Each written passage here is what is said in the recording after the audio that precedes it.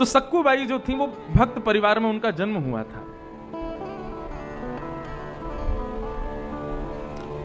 लेकिन बेटी कैसे घर में जाएगी ये कोई नहीं बता सकता। जिस परिवार में बेटी जाती है वो कैसा होगा ये कोई नहीं कह सकता। कहो तो ब्याह होने से पहले जिस घर में गई थी वो बिल्कुल कुछ था ही नहीं उनके पास, और या फिर ऐसा भी हो सकता है कि जिस घर में वो गई तो वहां जाकर के धन धान्य से भर दिया। थोड़ा बच्चों को शांत रखें माताएं, थोड़ा कथा में आगे वाले बच्चों से ज्यादा डिस्टर्ब होता है, थोड़ा देख लो अगर शांत हो जाएं तो सक्कूबाई अपने परिवार के विपरीत घर में गई। उनका विवाह एक ऐसे खानदान में हुआ जो भक्ष भक्ष खाते थे, भक्ति से दूर दूर तक उनका कोई संबंध नहीं था। लेकिन सक्कूबाई रह रही थी अपने परिवार के साथ। उनकी सासू मां ना उनको भजन करने देती थी, ना ठाकुर जी की सेवा करने देती थी। उनकी ननद 24 घंटे उनकी नाक में नकेल डाल के रखती थी। ऐसी सक्कूबाई का परिवार। लेकिन सक्कूबाई नित्य ठाकुर जी का स्मरण मन ही मन करती थी। भक्तमाल में अंतर्निष्ठ भक्तों की कथाएं बताई गई। भक्ति जरूर नहीं है, जब तक प्रकट करके नहीं करोगे तब तक भक्ति नहीं होगी, ऐसा जरूरी नहीं है। भक्ति आप अपने हृदय में भी कर सकते हो। आपके बगल वाले को भी नहीं पता होगा कि आप मन ही मन में भक्ति कर रहे हो, ऐसी भक्ति भी विशेष होती है। इसको अंतर्निष्ठ भक्ति कहते हैं और वो ज्यादा विशेष मानी जाती है। तो सक्कूबाई अपने अंदर ही अंदर भक्ति करती थी ठाकुर जी से। एकांत में जब उसको भोजन पानी बनाने से फुर्सत मिलती थी तो एकांत में बैठ जाती थी, नेत्र बंद करके हृदय में ही ठाकुर जी का बढ़िया सुंदर मंदिर बना के ठाकुर जी को विराजमान करती, उनके सामने कीर्तन गाती, नृत्य करती मन ही मन में। एक दिन सक्कूबाई अपने घर के झूठे बर्तनों को मांज रही थी, तभी उस नगर में भागवत की कथा हुई। तो भागवत जी की शोभा यात्रा, जैसे यहां पहले दिन आप लोग भयंकर गर्मी में नंगे पांव चल के आए, 2-3 माताएं बेहोश हो गईं, कई इनके पांव में छाले पड़ गए, ऐसी शोभा यात्रा निकाली महाराज। 2 दिन तक तो माताएं आई ही नहीं कथा में। बोले 2 दिन का कोटा यही हो गया शोभा यात्रा में। कथा उस दिन 5:30-6 बजे शुरू हुई थी शायद। तो मेरे मन में भाव आया कि अगर ये शोभा यात्रा दोपहर में हो जाती 4 बजे से, 1 घंटे में सब यहाँ आ जाते, फिर कथा सुनते सीधे, तो ज्यादा कष्ट नहीं होता। कोई बात, अगली बार कभी आएंगे तो दोपहर में नहीं करवाएंगे। हमें नहीं पता था मध्य प्रदेश के लोग नंगे पांव शोभा यात्रा, वैसे नियम तो यही है, शोभा यात्रा में नंगे पांव जावें, पादुका ना पहने। बड़े शहरों में कथाएं करते हैं, वहां तो कोई ध्यान देती नहीं माताएं। लेकिन अच्छा है, ठाकुर जी की सेवा में जब कष्ट मिलता है ना शरीर को, तो वो कष्ट नहीं होता। जीवन में जो कष्ट आने वाले होंगे ना, जैसे कोई विपत्ति घर पर आने वाली है या तुम्हारे जीवन में कोई कष्ट आने वाला है, यदि तुमने ठाकुर जी की सेवा में कोई कष्ट सह लिया तो आगामी कष्ट जो होंगे वो सब कट जाते हैं, सब नष्ट हो जाते हैं। तो सक्कूबाई बर्तन मांज रही थी, तभी बाहर गली में से जो है शोभा यात्रा जा रही थी। श्री कृष्ण गोविंद हरे मुरारे, हे नाथ नारायण वासुदेव कीर्तन करते हुए लोग जा रहे थे। सक्कूबाई के मन में आया, मेरे नगर में कथा होने वाली है, शोभा यात्रा जा रही है, यदि मैं भी इस शोभा यात्रा में पहुंच जाऊं तो आनंद आ जाएगा। अपनी सास के पास गई। सास किसे कहते हैं? जिसके मारे सांस भी ना ली जाए वही सास है। जो सांस लेने दे बहू को वो सास नहीं, वो मां है, और जो सांस ना लेने दे वही सास है। ननद कौन है? ननंदयति, जो बहू के सारे आनंदों को छीन ले वो ननद है, और जो आनंदों को ना छीने वो बहन है। यदि घर की बहू अपनी सास से ऐसे मिलवावे कि ये मेरी सासू माँ है, तो समझो कि हाँ वो सास ही है। और वो कहे नहीं ये मेरी माँ है, ये ना कहे सासू माँ है, तो समझो कि हाँ ये प्रेम करती होंगी, तभी माँ बोला। कहे ये मेरी ननद है, तो ननद कहे तो मतलब कोई कष्ट देती होगी इसलिए ननद। कहे मेरी बहन है, तो समझो कि हाँ उससे प्रेम करती। लेकिन सक्कूबाई की सास और ननद दोनों बिल्कुल वैसी ही थी, सास और ननद ही थी। बहुत कष्ट देती थी सक्कूबाई को, मारती भी थी, पीटती भी थी, गालियां भी देती थी। उनको मायके नहीं जाने देती थी, और वो जाती थी तो 1-2 दिन में ही उनको ले आती थी वापस। सक्कूबाई लेकिन इसी आश में थी कभी तो दिन आएगा कि सब ठीक हो जाएगा, सब अच्छा हो जाएगा।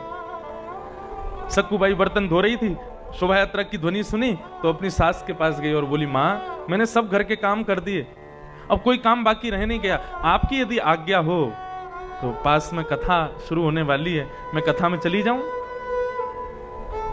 अब तो उसकी सास बोली, तू जाके तो दिखा, तेरी टांगे नहीं तोड़ दूं, कथा सुनने जाएगी। अरे घर के और भी काम है, ऊपर के मंजिल पे सफाई करनी है, गंदे कपड़े धोने हैं, और ये करना वो करना, दुनिया भर के काम बहाने बता दिए, चुपचाप बैठी रहे, कोई कथा वथा में नहीं जाना है। सक्कूबाई बोली, इतने साल हो गए मैंने कभी कुछ नहीं कहा, एक बार जाने दो ना। सास ने उठाया डंडा, तू अगर जिद करेगी तो अभी देख तेरी धुनाई कर दूंगी, चुपचाप बैठ जा।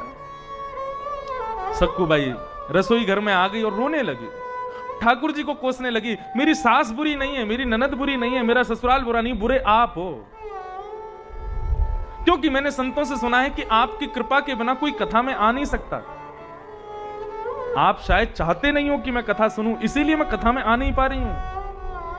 यदि आप चाहो तो मेरी सास की बुद्धि बदल जाए, मेरी ननद की बुद्धि फिर जाए, मेरे पति अच्छे हो जाएं, लेकिन आप चाहते नहीं हो, इसलिए सब बिगड़ रहा है, आप ही बुरे हो। ऐसा कहकर रोने लगी, रुदन करने लगी सक्कूबाई।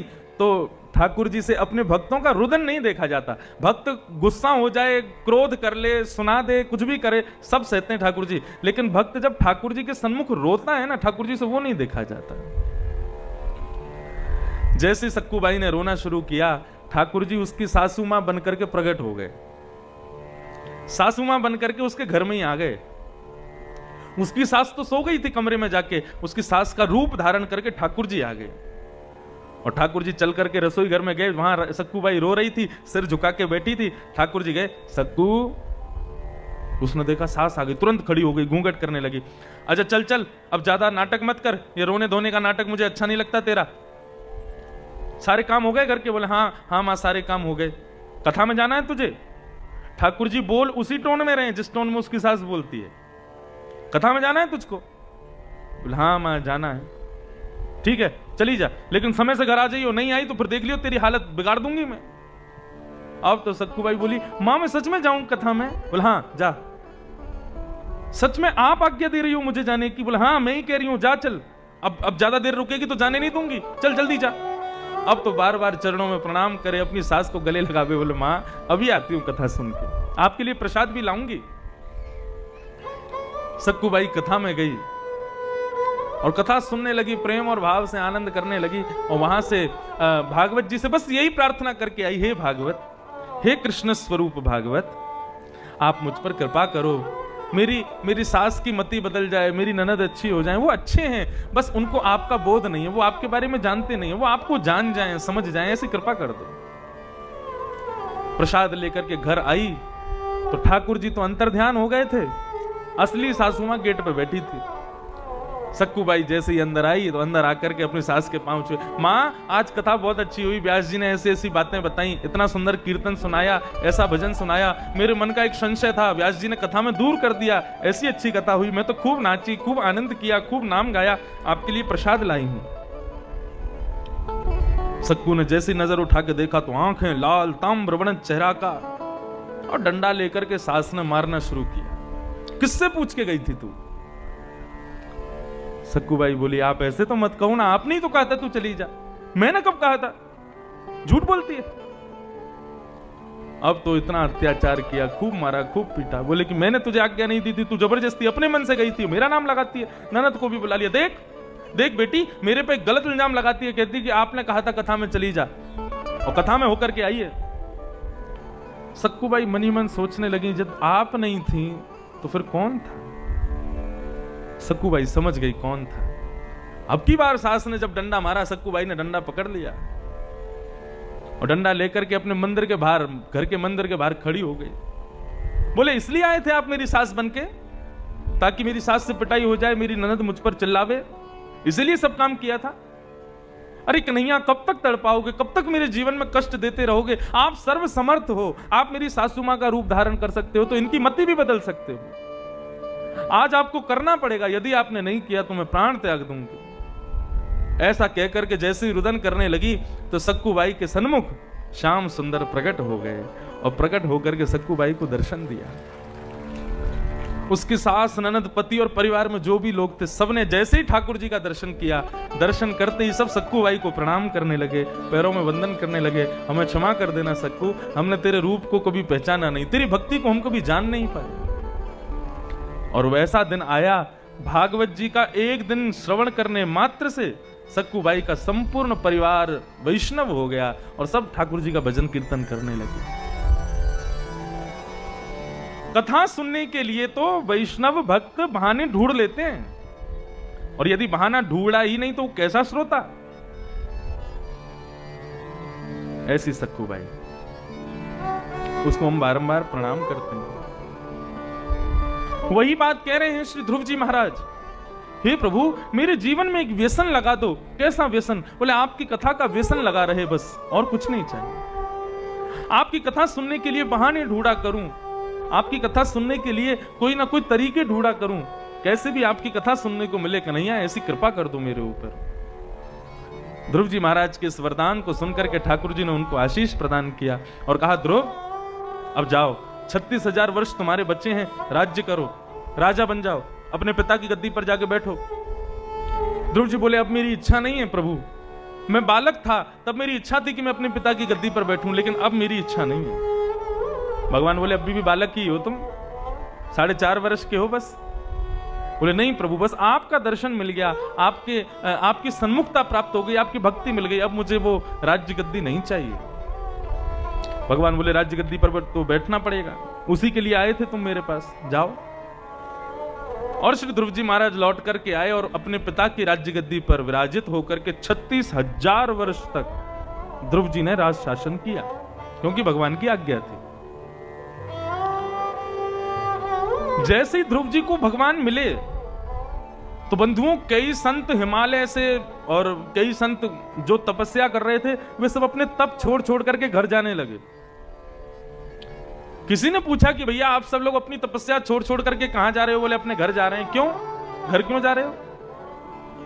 संत कहने लगे, हम 100 वर्षों से, 200 वर्षों से, ना जाने कितने कितने वर्षों से तपस्या कर रहे हैं, ठाकुर जी हमको दर्शन नहीं दे रहे। और वो ध्रुव बालक राजा का बेटा है ना, 5 महीने में ठाकुर जी ने दर्शन दे दिए। ठाकुर जी पक्षपाती हैं, राजा का बेटा जान के, ऊंचे कुल में जन्मा है वो जान करके उसको दर्शन पहले दे दिया, हमको दर्शन नहीं दे रहे हैं। तो कई संत गंगा जी पार कर रहे थे, केवट बन के भगवान आ गए और भगवान ने उन संतों को नाव में बिठाया। संत सब कहने लगे, बोले भगवान तो पक्षपाती हैं, राजा के बच्चों को जल्दी दर्शन देते हैं, अच्छे कुल में जन्म लेने वाले भक्तों को जल्दी दर्शन देते हैं, हम संत 100 वर्षों से बैठे हुए हैं, हमको आज तक दर्शन नहीं दिया। जैसे ही नाव बीच नदी में पहुंची तो नदी में हड्डियां, मांस, रक्त आदि सब प्रकट होने लगे, उनका दर्शन होने लगा। संतों ने जब अपने चारों ओर हड्डियों को देखा, मांस को देखा, रक्त को देखा, तो नाव चलाने वाले मल्लाह से पूछने लगे, भैया ये इतनी सारी हड्डियां, इतने सारे मांस ये नदी में बह रहे हैं, ये किसके हैं? तब ठाकुर जी प्रकट हो गए और ठाकुर जी ने कहा, हे संतों, ये जो ध्रुव जिसको मैंने अभी भी दर्शन दिया ना, ये ना जाने कितने वर्षों से, इसने ना जाने कितने जन्म गवाए, तब भी इसको मेरा दर्शन नहीं हुआ। पहले एक संत बन के आया, फिर एक ऋषि बन के आया, फिर एक साधारण बालक बन के आया, फिर कोई बन के आया, इसने संपूर्ण जीवन लगाए और इसको मेरा दर्शन नहीं हुआ। जब इसको मेरा दर्शन नहीं होता था तो इसके प्राण इसी नदी में गिर करके निकल जाते थे। मेरी प्राप्ति में केवल 5 महीने रह गए थे इसके। इसने कितने वर्षों तक तपस्या की, अलग अलग जन्म धारण करके, केवल 5 महीने के तप रह गए थे। उसको लेने के लिए ध्रुव बन के आया, एक राजा के यहां इसका जन्म हुआ। बाल्यकाल में ही वो 5 महीने इसने पूरे कर लिए और 5 महीने पूर्ण होते ही मेरा दर्शन हो गया। एक भाव तो ऐसा है कि ठाकुर जी पूर्व नियोजित कर्मों को भी जोड़ करके तब भक्तों को दर्शन देते हैं, लेकिन एक भाव ऐसा भी है कि भक्त की उत्सुकता देख करके, उसके हृदय की प्रसन्नता देख करके ठाकुर जी उतना जल्दी दर्शन दे देते हैं। एक सूत्र बता रहे हैं, याद रखिएगा। प्रहलाद जी महाराज कथा में कहते हैं, आज आएगा वर्णन, न दानम न तपो निज्य न शौचम न व्रतानि च प्रीयते मलया भक्त्या हरिरन्यद्विडम्बनम्। न दानम, ना ठाकुर जी दान से मिलते हैं, ना तप से मिलते हैं, ना एज्जय, ना ही ठाकुर जी यज्ञ से मिलते हैं, न शौच्यम, न पवित्रता से मिलते हैं। ठाकुर जी ना दान से, ना तप से, ना पवित्रता से, ना यज्ञ से, इन सब से नहीं मिलते। तो किससे मिलते हैं? प्रहलाद जी कहते हैं प्रियते मलया भक्त्या, आपकी निर्मल भक्ति, आपकी अमल भक्ति, आपकी उत्साहपूर्ण भक्ति ठाकुर जी को प्रकट करती है। आपकी भक्ति में उत्साह कितना है ठाकुर जी वो देखते हैं। एक प्रसिद्ध कथा है ना, दो वृक्ष के नीचे दो भक्त बैठे थे। नारद जी ने भगवान से पूछा, प्रभु दो भक्त आपकी तपस्या कर रहे हैं, बताओ इनको दर्शन कब दोगे? तो भगवान बोले, एक भक्त से तो कह देना कि उसके ऊपर जो वृक्ष है उसमें जितने पत्ते हैं उतने दिन में दर्शन दूंगा, और दूसरे भक्त से कहना उसके पीछे जो वृक्ष है उसमें जितने पत्ते हैं उतने वर्षों में दर्शन दूंगा। नारद जी बोले, इतना भेदभाव? एक साथ दोनों भक्त तपस्या कर रहे हैं, एक को उतने दिन में दर्शन, एक को इतने वर्षों में। भगवान बोले, तुम जाके बस कह दो। नारद जी आए, आकर के उन भक्तों से कहा कि भैया तुझे दर्शन ठाकुर जी तेरे पीछे जो वृक्ष है उसमें जितने पत्ते हैं उतने दिन में दर्शन देंगे। पहले भक्त ने ऊपर देखा, विशाल वृक्ष, उसके पत्तों को गिनने लगा तो गिनने में आए तो 1000-2000 पत्ते थे। भक्त सोचने लगा भी इतने दिन और लगेंगे? बोले हाँ इतने दिन और लगेंगे। भक्त रोने लगा, राम राम राम, अपने पत्नी बच्चे परिवार सब छोड़ करके हिमालय पर आ गया, अभी इतने दिन और लगेंगे ठाकुर जी को आने में। नारद जी बोले, तेरी ये हालत है, बगल वाले की क्या हालत होगी, उसको तो उतने वर्षों में मिलने वाले हैं। भगवान बोले, अब तू थोड़ा धैर्य रख, इतने दिन और है, मिल जाएंगे। अरे सब छोड़ दिया? बोले नहीं, मुझे कोई तपस्या नहीं करनी, इतने दिन कौन प्रतीक्षा करे, मैं तो जा रहा हूं, सब छोड़ छाड़ के घर चला गया। नारद जी बोले, दूसरे भक्त को तो ना ही बताएं तो अच्छा, इतने वर्षों में उसको दर्शन देंगे। दूसरे भक्त के पास नारद जी गए। भक्त ने पूछा, मुझे ठाकुर जी कब मिलेंगे? बोले भैया बहुत दिन है अभी तो। कितने दिन है बताइए ना।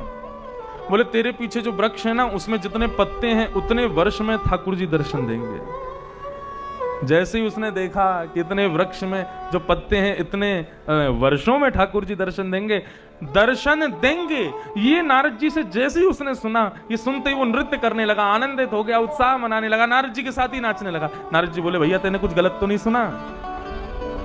ठाकुर जी इतने वर्ष में, अरे भाई करीब 1-1.5 हजार वर्ष और लगेगा ठाकुर जी को आने में।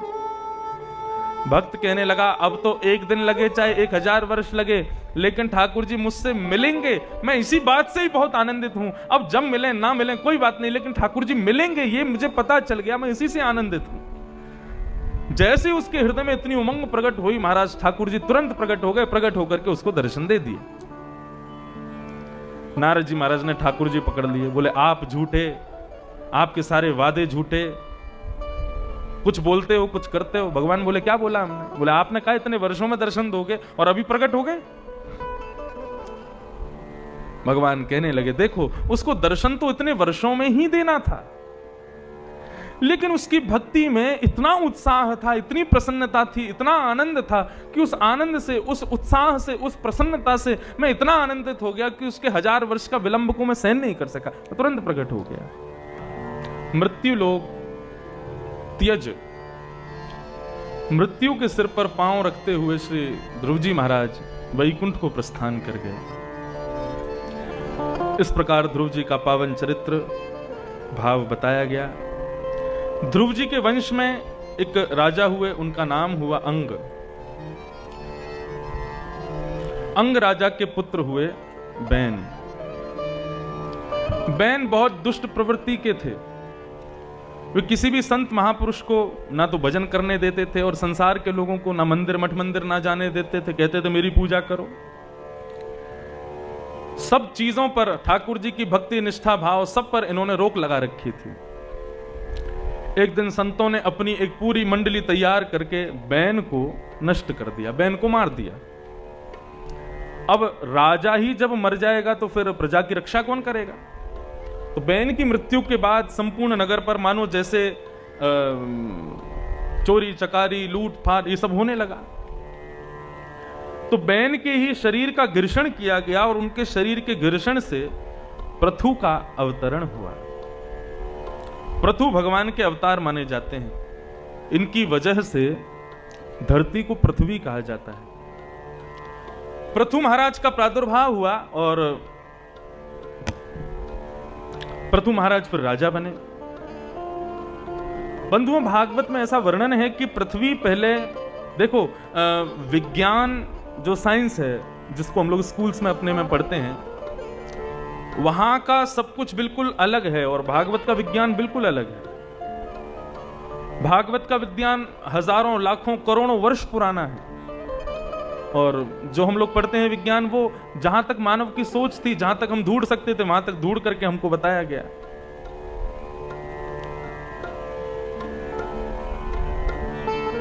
भागवत में वर्णन है कि पहले पृथ्वी पर समतल जमीन नहीं होती थी। बहुत ध्यान से सुने सब लोग,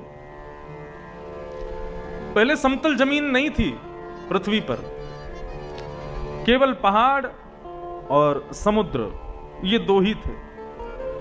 जबलपुर आदि क्षेत्र तो आज भी कई जगह पहाड़ हैं, कई जगह आज भी यहां पर गड्ढे हैं। एक कौन सी स्थान है यहीं पास में, पातालकोट, कितना नीचे है जमीन से।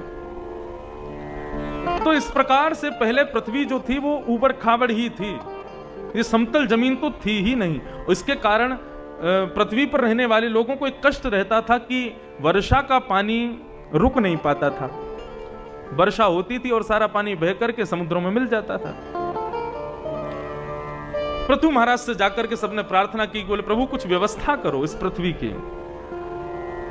तब पृथु महाराज ने आधी से ज्यादा पृथ्वी को अपने बाणों के द्वारा समतल बनाया, तभी इस धरती को पृथ्वी कहा गया, क्योंकि पृथु महाराज ने इसका निर्माण किया, समतल बनाया। और फिर खेती बाड़ी करना भी श्री पृथु महाराज ने ही प्रारंभ किया, क्योंकि जब राजा बैन इस पृथ्वी के राजा बने थे, उन्होंने सब चीज पर रोक लगा दी थी। ना यज्ञ होते थे, ना हवन होते थे, ना ठाकुर जी की सेवा होती थी, कुछ नहीं होता था।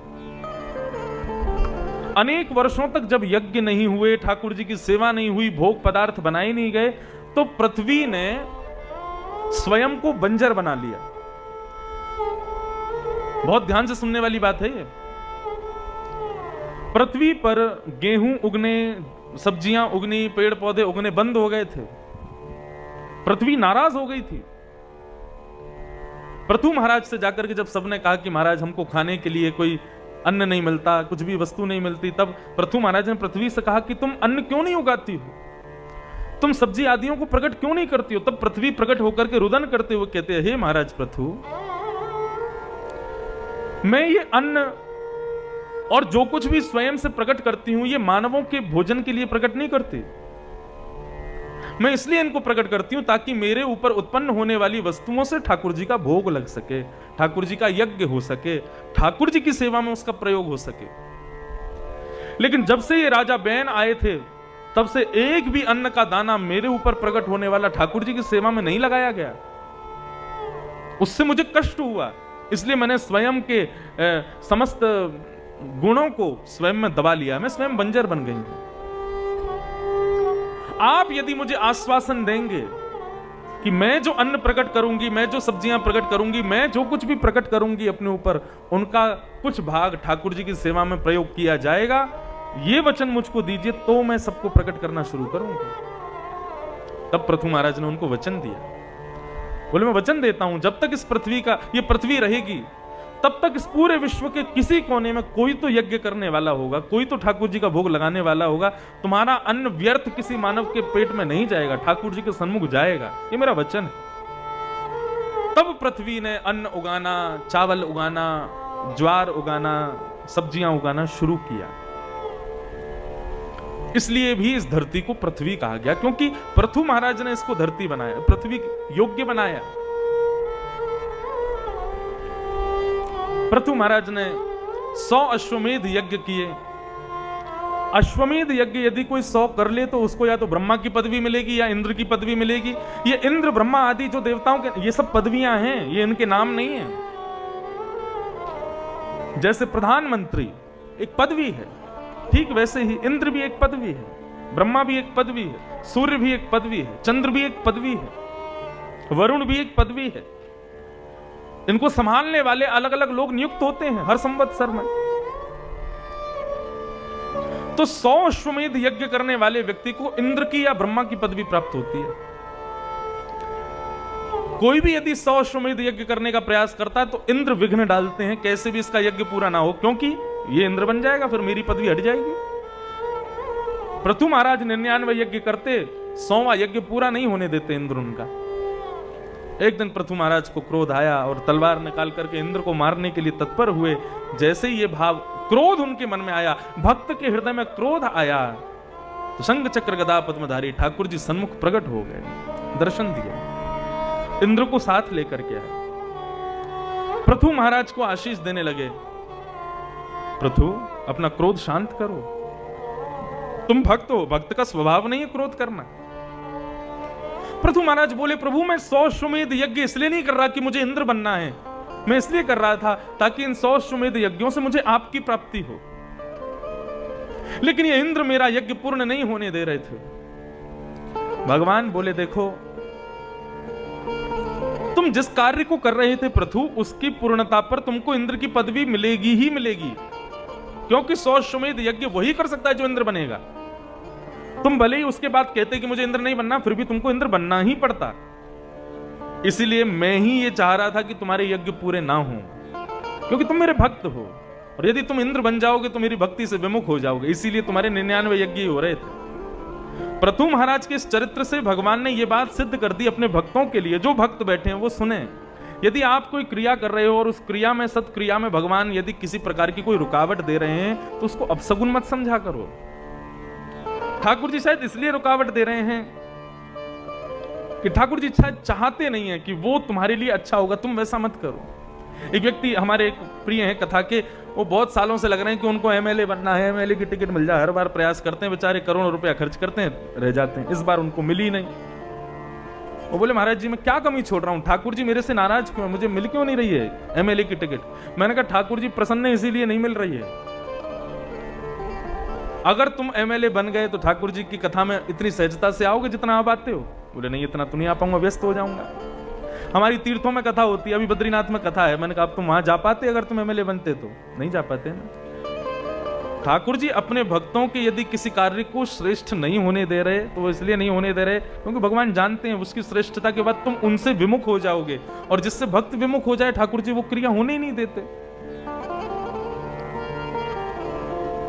देखो, कथा सुनने वाले की मति में एक गुण प्रकट होता है, क्या कि उसकी बुद्धि में नकारात्मकता कभी नहीं आती। अपशगुन, दोष, वो इन सब का विचार ही नहीं करता। सुदामा जी महाराज का चरित्र भागवत में आता है। भगवान के मित्र सुदामा, यदि उनको भोजन प्राप्त नहीं होता एक दिन तो अपनी पत्नी से क्या कहते थे?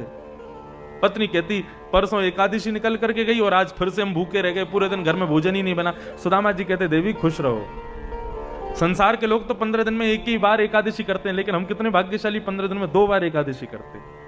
ठाकुर जी हम पर कितनी कृपा कर रहे हैं। अन्यस्य दोष गुण चिंतन माशु मुक्त्वा सेवा कथा रसमहो नितराम पिबत्वम। कथा सुनने वाले का यह गुण होता है कि वो दोष देखना बंद कर देता है, उसको फिर दोष कहीं नहीं दिखता। हर परिस्थिति में, हर स्थिति में उसको ठाकुर जी की कृपा का अनुभव होता है। सूरदास जी महाराज के पास नेत्र नहीं है, लेकिन सूरदास जी इसका कभी शोक नहीं मनाते। सूरदास जी से कोई कहता पूरे दिन रात तुम गाते रहते हो अपनी वीणा लेकर के, कभी पेटी लेकर के, ये एक तारा लेकर के गाते रहते हो, ठाकुर जी ने तो तुम्हारे साथ कितना बड़ा अन्याय किया, जन्म से तुमको अंधा बनाया। सूरदास जी बोले, तुम नहीं समझोगे, भगवान ने मुझे नेत्र इसलिए नहीं दिए क्योंकि ये संसार जो देखता है इसको, उसको ये संसार बहुत सुंदर लगता है, और संसार सुंदर लगता है तो ठाकुर जी को देखने की इच्छा नहीं होती। इसलिए ठाकुर जी ने मुझे आंख नहीं दी ताकि मैं कभी संसार पे रीझूं ही ना, मैं सदा ठाकुर जी का ही रहूं। इसलिए ठाकुर जी ने संसार देखने के लिए मुझे आंख दी ही नहीं है।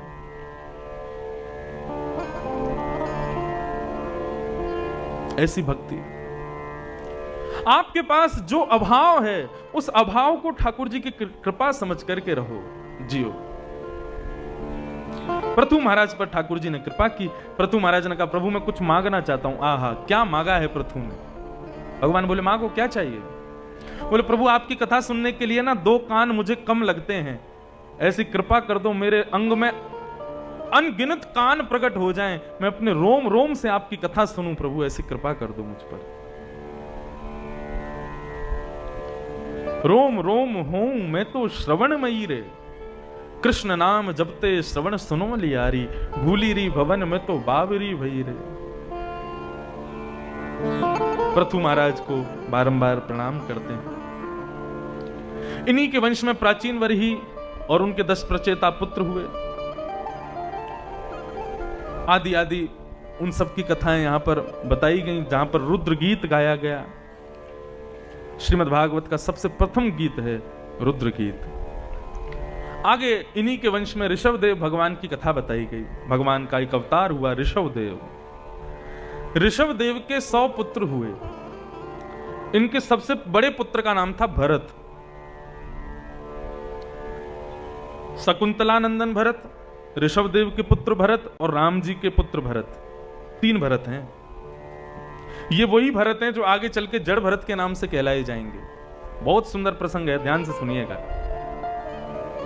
तो ऋषभदेव के 100 पुत्र हुए, जिनमें सबसे बड़े पुत्र का नाम है भरत। ऋषभदेव अपने पुत्रों को एक साथ बिठाते हैं और उनको एक ना एक ज्ञान उपदेश करते हैं। प्रत्येक माता पिता को चाहिए हर दिन आधा घंटा निकाल के अपने बच्चों से वार्तालाप किया करें और उस वार्ता के समय पर अपने जीवन के कुछ अनुभव उनके साथ साझा करें। जो माता पिता अपने बालकों को एकांत में समय नहीं देते, अपने जीवन के अनुभव उनको नहीं बताते, ऐसे माता पिता बालकों के शत्रु बताए जाते हैं। माता शत्रु पिता बैरी ये न बालो न पाठितः। जो अपने बालकों को जीवन के पाठ नहीं पढ़ाते, ऐसी माता शत्रु मानी जाती है, पिता बैरी माने जाते हैं। इसलिए बच्चों को एकांत में जरूर, एक पिता थे वो अपने बेटे को रोज 1 रुपया एक सिक्का देते थे और कहते थे बेटा जाओ इसको कुएं में फेंक दो। बेटा रोज जाता और 1 का सिक्का लेके और कुएं में फेंक देता। पिता बेचारा छोटा मोटा काम करता था, जितनी कमाई करके लाता उसमें से रोज 1 रुपया निकाल के अपने पुत्र को देता और कहता इसको फेंक दो। बेटा रोज फेंक देता। 10 वर्षों तक पुत्र का यही नियम रहा। जब वो 20 साल का हो गया बेटा, तो अब तो उसका नियम था, रोज अपने आप पिता से मांगता था, पिताजी 1 रुपया नहीं दिया आज आपने। तो पिताजी कहते हाँ भूल गया बेटा, ले डाल दे। 10 सालों से अनवरत कुएं में 1 रुपया डाल रहा था बेटा। एक दिन पिता का थोड़ा स्वास्थ्य नरम हो गया, अस्वस्थ था। रात्रि में बेटा पिता के पास गया, पिताजी 1 रुपया दो, कुएं में डालना है। पिताजी बोले बेटा आज मेरा स्वास्थ्य ठीक नहीं है, कहीं कमाई भी नहीं हुई, अब तू बड़ा हो गया है, चल जा कहीं जाके थोड़ी कमाई करके ला और अपना नियम मत तोड़ना, 1 रुपया डाल देना कुएं में। बेटा बोला ठीक है। 20 साल का ही था, ज्यादा बड़ा भी नहीं था, तो कहां जाए काम करने। किसी रेस्टोरेंट में उसको बर्तन धोने की नौकरी मिल गई, 15 रुपया दिन का मिलेगा। वहां गया, झूठे बर्तन माज करके महाराज उसने 1 घंटे में 15 रुपया उसको प्राप्त हुआ। 15 रुपया घर लेकर के आया, आकर के हांफने लगा, जल पीवे और कभी महाराज लेटे, कभी अपने पसीना पहुंचे, कपड़े बदले, नहावे। पिता अपने कमरे से निकल करके आया, बेटा क्या करके आया? बोले पिताजी बहुत मेहनत करके आया हूं, झूठे बर्तन झूठे कूटे बर्तनों को साफ करके आया हूं। अच्छा कितना मिला? 15 रुपया मिला पिताजी। 15 रुपए मिले बहुत मेहनत से, हाथ पूरे घिस गए मेरे। अच्छा चल अब 1 रुपया डाल दे कुएं में। बेटा बोला पिताजी आप कैसी बात कर रहे हो, आपको दया नहीं आ रही बोलने में? मैं इतनी मेहनत करके आया, इतनी मेहनत करके मैंने झूठे बर्तन धोए और इतना पसीना पसीना हो गया, मेरे हाथ घिस गए, आपको बिल्कुल दया नहीं आ रही बोलने में कि 1 रुपया फेंक दे? आपने कितनी सहजता से बोल दिया 1 रुपया फेंक दे। ऐसा कोई पिता बोलता है क्या? मैं मेहनत करके आया हूं, कम से कम इनको रहने दो ना। पिता ने समझाया बेटा लेकिन जब मैं आता था दफ्तर से काम करके, मैं 1 रुपया देता था, तब तो तू बड़ी सहजता से लेके डाल देता था। क्या मैं श्रम नहीं करता था? करता था, लेकिन उस समय तुझे श्रम का मूल्य नहीं पता था, इसलिए तू डाल देता था। आज तुझे पता चला तो तू नहीं डाल रहा है। बस ये समझाना चाहता था तुझे कि एक एक धन का मूल्य होता है, लेकिन उस मूल्य को तुम तभी समझोगे जब तुम स्वयं करोगे। हर पिता को चाहिए, हर मां को चाहिए, हर गुरु को चाहिए अपने शिष्य को, अपने पुत्र को, अपनी पुत्री को एकांत में कम से कम आधा 1 घंटा तो दे करके अपने जीवन के कुछ अनुभव साझा करे, उसको कुछ जीवन के जीने के तरीके सिखावे। जो माता पिता अपने बालकों को समय नहीं देते वो उनके शत्रु माने जाते हैं। 2, आजकल के नव पीढ़ी में बहुत दूषितता आ गई है। बच्चों को शांत रखने के लिए, बच्चों का मन बहलाने के लिए, बच्चे परेशान ना करें, हम उनको फोन पकड़ा देते हैं, छोटे छोटे बच्चों को। वो फोन देख करके वो खुश रहते हैं, खा भी लेते हैं, सो भी लेते हैं, पढ़ भी लेते हैं, सब फोन से ही कर लेते हैं। बच्चे का पालन पोषण फोन से ही होगा तो बुढ़ापे में सेवा फोन की करेगा, फिर माता पिता की क्यों करेगा। ऋषभदेव भगवान अपने पुत्रों को ज्ञान उपदेश करते हैं और क्या कहते हैं। इनके पुत्र साधारण नहीं थे, एक से एक विद्वान था। 9 योगेश्वर, एक भरत जी महाराज और बाकी के 90 पुत्र अलग थे। ऋषभदेव जी अपने पुत्रों को ज्ञान उपदेश करते हैं और क्या कह रहे हैं। नायम देहो देह भाजाम्रलोके कष्टान कामान रहते विदबुझाम ये तपो दिव्यम पुत्र का येन सत्वम शुद्ध्यैत्यस्मा ब्रह्म सौख्यम त्वनंतम। नायम देहो देह भाजाम्रलोके, हे पुत्रों, हमें ये शरीर कष्ट पाते हुए कर्म करने के लिए प्राप्त नहीं हुआ। संसार में कोई भी व्यक्ति कर्म कर रहा है तो बिना कष्ट के कर्म नहीं कर रहा है, सबको कष्ट कर्म पाना ही पड़ता है, तभी कर्म में गति प्राप्त होती है। लेकिन बच्चों, हमको कष्ट पाते हुए कर्म करने के लिए शरीर नहीं दिया भगवान ने। पुत्रों ने पूछा तो फिर किस लिए दिया? बोले तपो दिव्यम पुत्र कायेन सत्वम शुद्ध्यैद्यस्मात् ब्रह्म सौख्यम त्वनंतम। हरिस्मृति करते हुए कर्म करने के लिए भगवान ने हमको शरीर दिया है, ना कि कष्ट पाते हुए कर्म करने के लिए। भगवान का स्मरण करते हुए कर्म करो, भगवान का स्मरण करते हुए कर्म करोगे पुत्रों तो ब्रह्म सुख की प्राप्ति होगी, फिर कष्ट का अनुभव नहीं होगा। नाम जपते चलो, काम करते चलो।